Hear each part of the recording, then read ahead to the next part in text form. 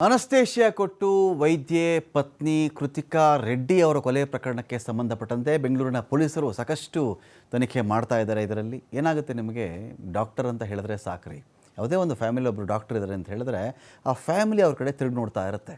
Doctor ಓದಿದ್ದಾರೆ, ಎಷ್ಟು ಕಷ್ಟಪಟ್ಟಿದ್ದಾರೆ, ಎಂಥ ಒಳ್ಳೆ ಹುದ್ದೆ, ದೇವರಿಗೆ ಸಮಾನವಾಗಿ ಆ ಒಂದು ಹುದ್ದೆ ನೋಡ್ತಾರೆ ಅಂತ ಹೇಳಿ ಅದನ್ನು ಟ್ರೀಟ್ ಮಾಡ್ತಾರೆ.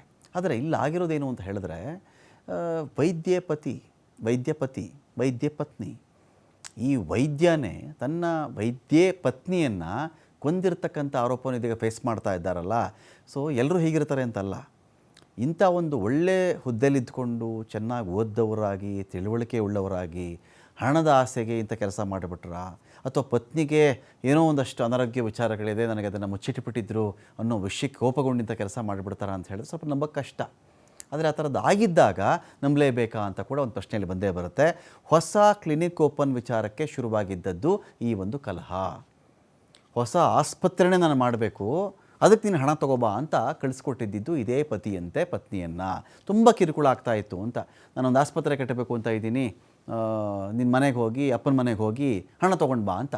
ಅಪ್ಪ, ನಾನು ನಿನಗೆ ಆಸ್ಪತ್ರೆ ಕಟ್ಕೊಡೋಷ್ಟು ಹಣ ನನ್ನ ಬಳಿ ಇಲ್ಲಪ್ಪ, ಬೇಕಿದ್ರೆ ಒಂದು ಕ್ಲಿನಿಕ್ ಓಪನ್ ಮಾಡಿಕೊಡ್ತೀನಿ ಅಂತ ಈ ಹುಡುಗಿಯ ಅಪ್ಪ ಹೇಳಿದ್ರಂತೆ.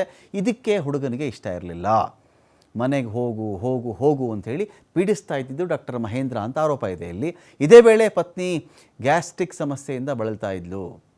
ಆ ಸಮಸ್ಯೆ ಇದೆ ಅಂತ ಹೇಳಿದ್ದಕ್ಕೆ ಮೆಡಿಸಿನ್ ಕೊಟ್ಟಿದ್ದು ಇದೇ ಪತಿ.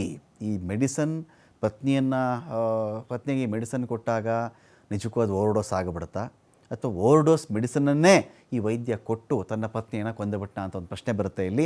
ಅನಸ್ತೇಷಿಯಾ ಕೊಟ್ಟು ಕೊಲೆ ಮಾಡಿರ್ತಕ್ಕಂಥ ಆರೋಪ ಇದೀಗ ಈ ಪತಿಯ ಮೇಲಿದೆ. ಕೃತಿಕಾ ಮೃತಪಟ್ಟಾಗ ಮರಣೋತ್ತರ ಪರೀಕ್ಷೆನೇ ಬೇಡ ಅಂತ ಹಠಕ್ಕೆ ಬಿದ್ದಿದ್ದಂತೆ ಈ ಗಂಡ. ಯಾವುದೇ ಕಾರಣಕ್ಕೂ ನನ್ನ ಹೆಂಡತಿ, ಅವಳನ್ನು ನಾನು ಕಟ್ ಮಾಡೋದು ನೋಡೋಕ್ಕಾಗಲ್ಲ ಅಂತ. ಇದು ಬೇರೆ ಯಾರೋ ಮಾತಾಡೋದು ಬೇರೆ, ತಿಳುವಳಿಕೆ ಇಲ್ದವರು ಹಾಗೆ, ಅದು ಬೇರೆ. ಅನುಮಾನಾಸ್ಪದ ಸಾವಿದ್ದಾಗ ಅಲ್ಲಿ ನಿಮಗೆ ಪೋಸ್ಟ್ ಮಾರ್ಟಮ್ ಆಗಲೇಬೇಕಲ್ಲ, ಅದು ಬೇಡ ಅಂತ ಹಠಕ್ಕೆ ಬಿದ್ದಿದ್ದಂತೆ ಈ ಒಂದು ಗಂಡ. ನನ್ನ ಹೆಂಡತಿ ದೇಹ ಕಟ್ ಮಾಡೋದು ನಾನು ನೋಡೋಕ್ಕಾಗೋದೇ ಇಲ್ಲ ಅಂತೇಳಿ ಮೊಸಳೆ ಕಣ್ಣೀರು ಸುರಿಸಿದ್ದಂತೆ ಈ ಒಂದು ಆರೋಪಿ. ಆನಂತರದಲ್ಲಿ ಈ FSL ರಿಪೋರ್ಟ್ಗೆ ಹೋಗುತ್ತೆ. ಇದು FSL ರಿಪೋರ್ಟ್ಗೆ ಹೋದಾಗ ಅದರಲ್ಲಿ ಈಕೆಯ ದೇಹದಲ್ಲಿ ಅನಸ್ತೇಷಿಯಾ ಅಂಶಗಳು ಪತ್ತೆಯಾಗಿಬಿಡುತ್ತೆ. ಓಹೋ, ಅನಸ್ತೇಷಿಯಾ ಹೇಗೆ ಬಂತು ಇಲ್ಲಿ ದೇಹದಲ್ಲಿ, ಈತ ಇಂಜೆಕ್ಟ್ ಮಾಡಿದ್ದಾಗ ಬಂತು ಅನ್ನೋ ಒಂದು ಆಧಾರದ ಮೇರೆಗೆ ಇದೀಗ ಈ ವೈದ್ಯಪತಿಯನ್ನು ಅರೆಸ್ಟ್ ಮಾಡಲಾಗಿದೆ. ಸದ್ಯ ಡಾಕ್ಟರ್ ಮಹೇಂದ್ರನ ಮೊಬೈಲ್, ಲ್ಯಾಪ್ಟಾಪನ್ನು ವಶಕ್ಕೆ ಪಡ್ಕೊಂಡಿದ್ದಾರೆ. ಮತ್ತಷ್ಟು ಮಾಹಿತಿಯನ್ನು ಸಂಗ್ರಹ ಮಾಡ್ತಾ ಇದ್ದಾರೆ ಮಾರತ್ಹಳ್ಳಿಯ ಪೊಲೀಸರು. ಅನಸ್ತೇಷಿಯಾ ಎಲ್ಲಿಂದ ಬಂತು ಅಂತ ವಿಚಾರಣೆ ಮಾಡ್ತಾ ಇದ್ದಾರೆ.